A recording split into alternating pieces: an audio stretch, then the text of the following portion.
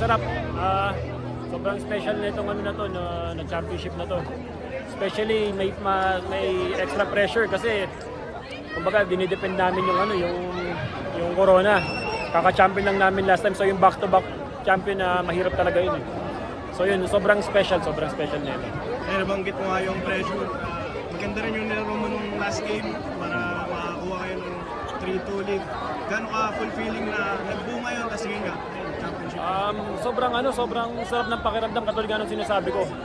After game 2, nung natapilok ako, kala ko di na ako makakabalik. Kasi medyo masakit talaga yung paa ko. Medyo nung game 3 and 4, medyo mababa yung contribution ko. Anong game 5 talagang bumawi na ako. Tapos ito, sabi ko buhos na.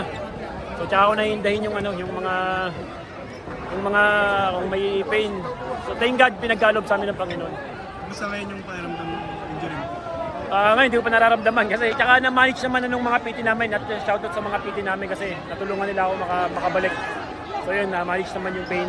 Okay naman na.